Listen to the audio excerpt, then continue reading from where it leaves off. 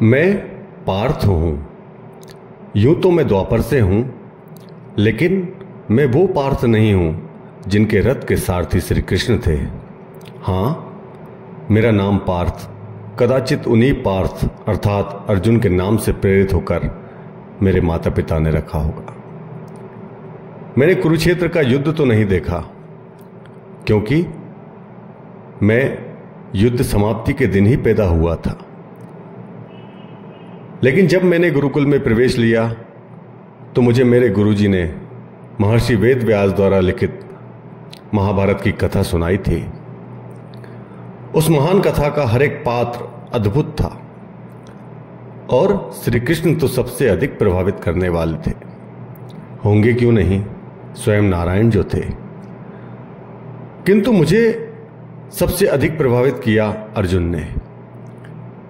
थे तो वो राजा के पुत्र, किंतु जब जन्म लिया तो वन में, बालपन जिया वो भी वन में, और जब महलों में रहने का समय आया तो दुर्योधन ने लाक्षागृह में आग लगाकर उनको फिर से भेज दिया वन में। जैसे तैसे हस्तिनापुर आए तो युधिष्ठिर ने जुआ खेल लिया और जुए में अपना सर्वस्त्र हार गए। द्रौपदी का वस्त्र हरण देखा और फिर वन में 12 वर्ष का वनवास और 1 वर्ष का अज्ञातवास। यूं तो भीम, नकुल, सहदेव और युधिष्ठिर भी वन में रहे, किंतु जो आपदा को अवसर बना ले वही तो अर्जुन कहलाता है ना। वो वन में शांत नहीं बैठा, उसने अपनी धनुर्विद्या को वन में रहकर भी निखारा। जितना गुरु से सीखा था उससे और ज्यादा आगे निकल गए। यही तो अर्जुन है जिसने कभी भी सीखने में कंजूसी नहीं की। सोचो, हमें अगर ईश्वर 1 मिनट के लिए भी मिल जाए तो हम क्या क्या नहीं मांग लेंगे।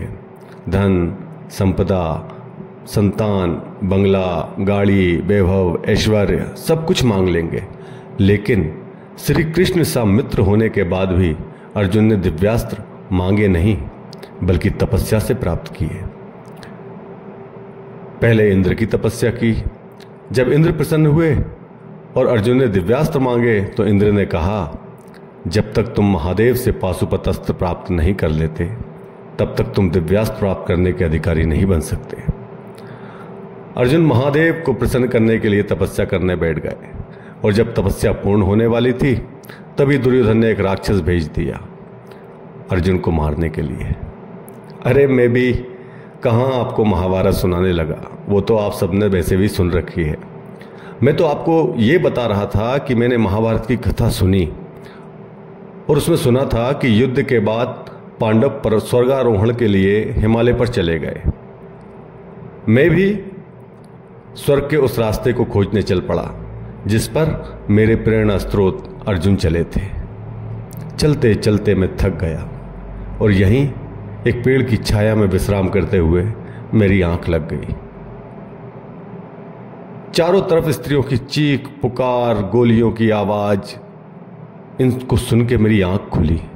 मैं देखता हूं कि एक स्त्री जिसके हाथ में अभी मेहंदी लगी हुई है, सुहाग का चूड़ा अभी उसके हाथ से निकला भी नहीं है, वो एक व्यक्ति के सिरहाने बैठकर रो रही है। वो आदमी शायद उसका पति था जो खून से लथपथ पड़ा था, जिसके सिर पे शायद गोलियों के निशान थे। बहुत सारे लोग गोल टोपी लगाए, ढीले ढाले कुर्ते पहने हुए आसपास खड़े हुए थे, जिनके चेहरे पर मुझे कहीं भी दुख या संताप नहीं दिखाई दे रहा था। उनके चेहरे पे एक अजीब सी शांति दिखाई दे रही थी। अजीब से वस्त्र पहन रखे थे, दाढ़ी तो थी किंतु मूछें नहीं थी, ढीले ढाले से वस्त्र। जब मैं सोया था तब उस स्थान पर कोई नहीं था। जब जागा तो बहुत सारे लोग थे। मुझे कुछ समझ नहीं आया तो मैंने नारायण को पुकारा और ध्यान लगाया तो पाया कि मैं सोया द्वापर के युग में था, लेकिन मेरी जब जागा हूं तो यह कलयुग चल रहा है और इस स्थान का नाम है पहलगांव। जब मेरे अंतर्ध्यान हुआ, ध्यान लगाया, तो पाया कि यहाँ कुछ मुसलमान आतंकियों ने कुछ लोगों को केवल इसलिए मार दिया क्योंकि वो हिंदू थे। और वहां पे कुछ घुड़सवार भी थे। वो मेरे काल वाले घुड़सवार जैसे नहीं थे, अजीब से मरे खुले से, जो केवल धन कमाने के लिए और लाशों का सौदा करने के लिए शायद वहां खड़े हुए थे। मन में आया कि मैं भी क्षत्रिय धर्म का पालन करते हुए इन दुष्टों के विरुद्ध अपना धनुष उठा लूं, किंतु किसी अदृश्य शक्ति ने मुझे रोक लिया। शायद वो कहना चाहती थी कि ये युग तुम्हारा नहीं है, विधि के विधान की छेड़ ना करो पार्थ, तुमको केवल ये देखने के लिए भेजा है, तुम केवल देखो, तुम केवल देखो, तुम केवल देखो।